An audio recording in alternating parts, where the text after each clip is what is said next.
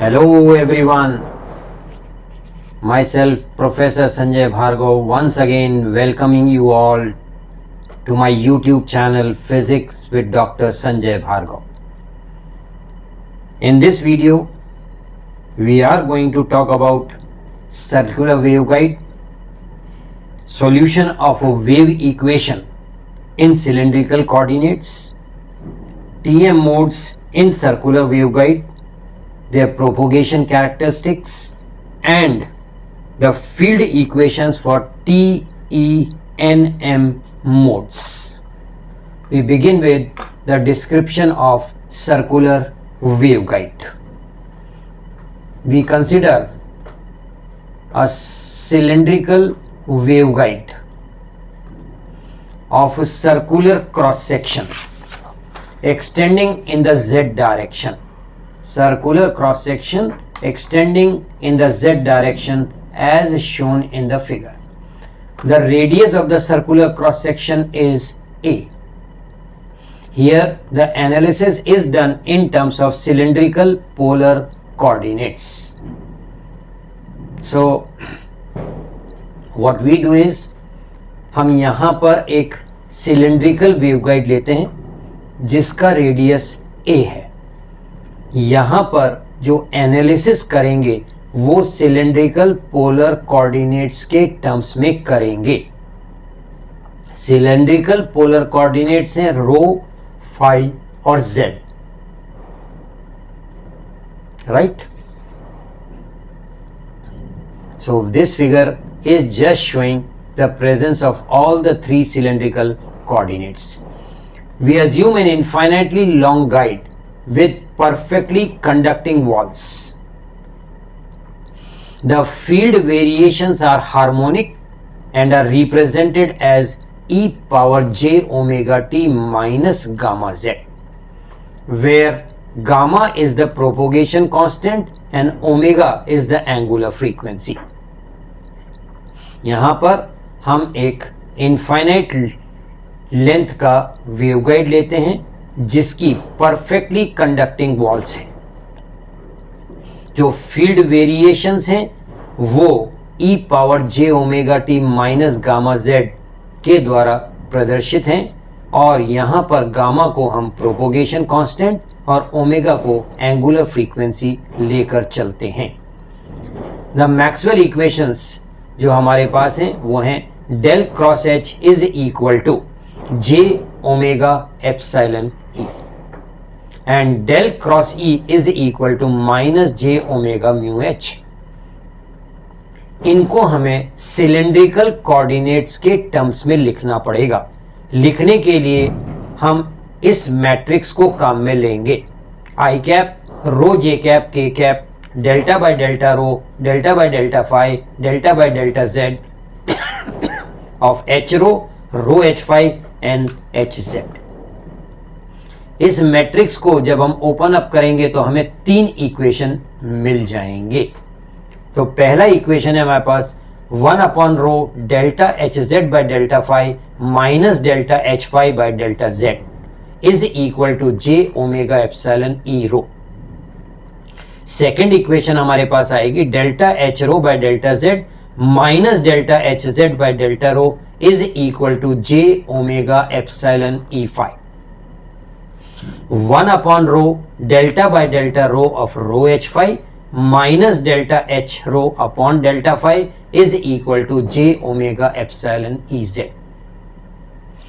और del cross ई के equation को अगर अपन ओपन अप करेंगे तो तीन और इक्वेशंस हमारे पास आ जाएंगे. 1 upon rho delta ez by delta phi delta e phi by delta z is equal to minus j omega mu h rho. Delta E rho by delta Z minus delta E Z by delta rho is equal to minus J omega mu H phi. 1 upon rho delta by delta rho of rho E phi minus delta E rho upon D phi is equal to minus J omega mu H Z. Assuming that all fields as h rho is equal to h rho 0 e power minus gamma z, we get delta by delta z is equal to minus gamma. तो ऊपर वाले सभी equation में delta by delta Z की जगह आप minus gamma substitute करेंगे तो 6 इक्वेशंस आपके इस प्रकार से आ जाएंगे। Delta H Z upon rho delta phi plus gamma H phi is equal to J omega epsilon E rho minus gamma H rho minus delta H Z by delta rho is equal to J omega epsilon E phi. ये equation में कोई change नहीं आया है। इसी प्रकार से del cross ई से जो हमें 3 इक्वेशन मिले थे उसमें डेल्टा बाय डेल्टा जेड की जगह माइनस गामा रखेंगे तो हमें फर्स्ट इक्वेशन मिलेगी delta E Z by rho delta phi plus gamma E phi is equal to minus J omega mu H rho minus gamma E rho minus delta E Z by delta rho is equal to minus J omega mu H phi. 1 upon rho delta by delta rho rho E phi, इसमें इस equation में किसी भी प्रकार का कोई change नहीं आया है। यहां पर हम H rho H phi E रो ई फाई इन सबको ई जेड और एच जेड के टर्म्स में व्यक्त पूर्व की भांति कर सकते हैं। जैसा हमने पहले किया था बिल्कुल हम वैसा ही करेंगे तो हमारे पास 4 इक्वेशन आ जाएंगे, एच रो के लिए, एच फाई के लिए, ई रो के लिए और ई फाई के लिए। तो first equation H rho is equal to J omega epsilon upon rho H square delta E Z by delta phi minus gamma upon H square delta H Z by delta rho. H phi is equal to minus J omega epsilon upon H square delta E Z by delta rho minus gamma upon rho H square delta H Z by delta rho. E rho is equal to minus gamma upon H square delta E Z by delta rho minus J omega mu upon rho H square delta H Z by delta phi. इसी तरह से E phi would be equal to minus gamma upon rho H square delta E Z by delta phi plus J omega mu upon H square delta H Z by delta rho where H square is equal to omega square mu epsilon plus gamma square. अब इन चारों equation को देखने से आपको पता चलेगा कि चारों वेव जो कंपोनेंट्स ऑफ फील्ड्स हैं वो Ez और Hz पर डिपेंड करते हैं। तो अब हम वेव इक्वेशंस का सिलेंड्रिकल कोऑर्डिनेट्स में वैल्यू मालूम करेंगे। So we need solution of the wave equation in cylindrical coordinates. In cylindrical coordinates, the wave equations for Ez and Hz are delta 2 Ez by delta rho square plus 1 upon rho square delta 2 Ez by delta phi square plus delta 2 Ez by delta z square plus 1 upon rho delta Ez by delta rho is equal to minus omega square mu epsilon Ez। यहां पर Hz वाली जो equation है उसको भी इस प्रकार से लिख सकते हैं। तो फर्स्ट इक्वेशन और सेकंड इक्वेशन एक हमें Hz के टर्म्स में मिल गई और एक Ez के टर्म्स में मिल गई। जो फर्स्ट इक्वेशन है मान लीजिए कि उसके जो सॉल्यूशंस हैं वो इस फॉर्मेट में होंगे। Ez is equal to Ez0 e power minus gamma z is equal to P which is a function of rho alone, Q as a function of phi e power minus gamma z where p rho is a function of rho alone and q is a function of phi alone। तो equation number 3 को equation number 1 में substitute कर दीजिए। उससे आपको क्या मिलेगा? q d2p by delta rho square plus q upon rho delta p by delta rho p upon rho square delta 2q by delta phi square plus pq gamma square plus omega square mu epsilon pq is equal to 0। यहां पर आप pq से divide कर दीजिए तो आपको equation मिलेगा 1 upon p delta 2p by delta rho square 1 upon q rho square would be delta 2q by delta phi square plus 1 upon rho p delta p by delta rho and on the right hand side it becomes minus gamma square plus omega square mu epsilon which can be written as h square। अब यहां पर वही technique काम में लेनी पड़ेगी, variable separable method को काम में लेना पड़ेगा। तो यहां पर delta 2q by delta phi square can be written as minus n square q, where n is supposed to be a constant, and delta 2p by delta rho square plus 1 upon rho delta p by delta rho plus h square minus n square by rho square is equal to 0. तो equation number 4 का एक general solution इस प्रकार से हो सकता है, q is equal to an cos n phi plus bn sin n phi. Equation number 5 को h स्क्वायर से डिवाइड करने के बाद इस प्रकार से लिख सकते हैं, delta 2p by delta rho h का square plus 1 upon rho h delta p by delta rho h plus 1 minus n square by rho h का whole square is equal to 0. ये एक स्टैंडर्ड बेसल इक्वेशन है जिसका variable है रो h. तो हमने भी लिखा है this equation is a standard Bessel equation in variable rho h. Since the Bessel function of the second kind becomes infinite at rho is equal to 0, the solution for circular waveguides is the Bessel function of first kind and order n. तो यहां पर हमने कहा है कि Bessel function of second kind becomes infinite at rho is equal to 0. So solution for circular waveguide is a Bessel function of first kind and order n. J n rho h would be the solution. So p rho h must be equal to j n rho h. अब अगर मुझे total solution मालूम करना है तो total solution would be equal to Ez equals J N rho H और bracket में A N cos N phi plus B N sine N phi E power minus gamma Z. इसी तरह से H Z के लिए भी हम equation लिख सकते हैं.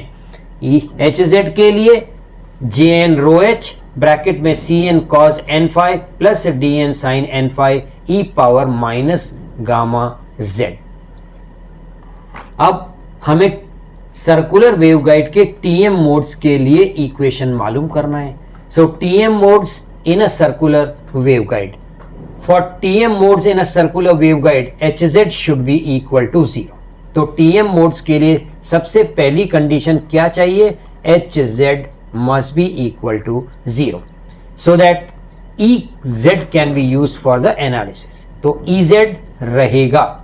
अब बाउंड्री कंडीशन उनको भी सेटिस्फाई करना पड़ता है. तो what does the boundary condition require? The boundary condition requires that Ez must be 0 at the surface of the waveguide, that is at rho is equal to a. तो tangential component has to be continuous. तो इससे क्या होगा कि consequently क्या होगा? Jn rho a must be equal to 0. There are infinite number of TM modes corresponding to the roots of equation number 11. इसके जो रूट्स आएंगे वो हमें उतने ही मोड प्रोवाइड करेंगे. The roots are written as AHNM where AHNM is the mth root of Bessel function JNAH. तो यहां पर हमने कहा है the roots are written as AHNM where AHNM is the mth root of the Bessel function JNAH. अब transmission waveguide में कब हो सकता है? तो उसके लिए h square has to be small. So हमने लिखा है for transmission to occur h square is equal to gamma square plus omega square mu epsilon must be small.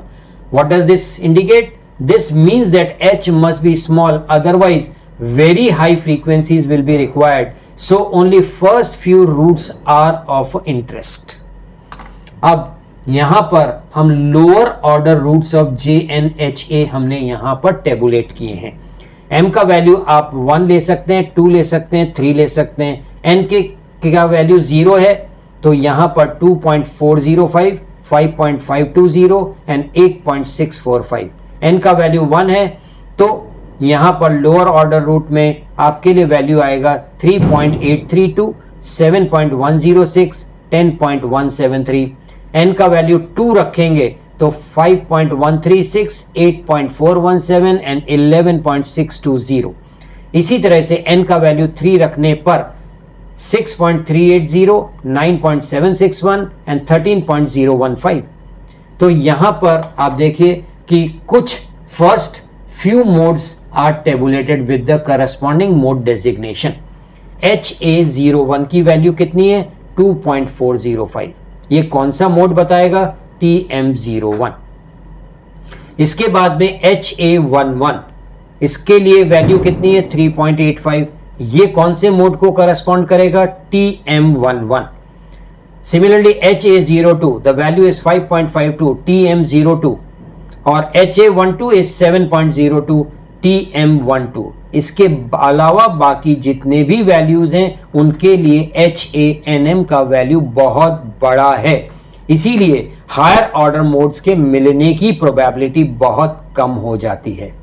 यहां पर the first subscript refers to the value of n while the second refers to the order of the root.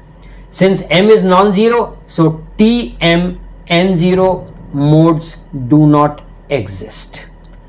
ठीक है ना, ये वाला mode मिलने की हमें कोई प्रोबेबिलिटी नहीं है. What are the propagation characteristics? The propagation constant beta nm is given by omega square mu epsilon minus hnm का whole square, where hnm is hanm upon a is equal to kc nmm, where k represents the cutoff wave number. The cutoff frequency is fc is equal to omega c upon 2 pi is equal to 1 upon 2 pi hnm upon under root mu epsilon is equal to hanm upon 2 pi a under root mu epsilon. इसी प्रकार से the velocity of propagation is given as v is equal to omega upon bnm, और bnm का value अभी calculate किया था तो omega upon under root of omega square mu epsilon minus h square nm. Guide wavelength is 2 pi upon beta nm and that is 2 pi upon under root of omega square mu epsilon minus h square nm. So these are the propagation characteristics. हम क्या क्या मालूम कर सकते हैं? हम मालूम कर सकते हैं यहाँ पर propagation constant, cutoff frequency, the velocity of propagation and the guide wavelength. Now we would like to calculate what are the field equations for TM-NM modes. इसके लिए field equations क्या होंगी? Ez is equal to AN/JN rho h cos n phi e power minus gamma z Bn is equal to 0. The constant An and Bn control the amplitude of sin n phi and cos n phi terms which are independent of each other. The relative amplitude of An and Bn determine the orientation of the field in the guide. For circular waveguide and the particular value of n, the phi is equal to 0 axis can be oriented to make either An or Bn equal to 0. So हमने ऐसे बोला है कि phi is equal to 0 axis, ये जो phi का axis है phi is equal to 0, इसके साथ कॉन्साइड हो जाए तो phi is equal to 0 axis आ जाएगी. तो इस एक्सिस के ओरिएंटेशन को कंट्रोल करके हम An और Bn में से किसी एक को 0 कर सकते हैं. हमारे पास जो फील्ड कंपोनेंट्स यहां पर आएंगे वो है h rho would be equal to j omega epsilon rho h का square delta Ez by delta phi. यहां पर Ez का वैल्यू सब्स्टिट्यूट करेंगे तो फाइनल रिजल्ट हमारे पास में आएगा minus j omega epsilon rho h square an into n jn rho h sin n phi e power minus gamma z. Similarly, h phi would be equal to minus j omega epsilon upon h square delta Ez by delta rho. So minus j omega mu upon h an jn dash rho h cos n phi e power minus gamma z. Similarly, e rho would be equal to minus gamma upon h square delta Ez by delta rho would be equal to minus gamma upon h an jn rho h cos n phi e power minus gamma z would be equal to b upon omega epsilon h phi. E phi would be equal to minus gamma upon h square rho delta Ez by delta phi would be equal to gamma upon h square rho an into n jn rho h sin n phi e power minus gamma z. इसको हम लिख सकते हैं minus beta upon omega epsilon h रो. HZ का value पहले से TM modes हैं, should be equal to 0। अब यहां पर जो लोवेस्ट मोड आएगा वो कौन सा आएगा, TM01, n is equal to 0 and m is equal to 1. The field equations for TM01 mode are Ez would be given by an zj0 2.405 upon a rho e power minus gamma z.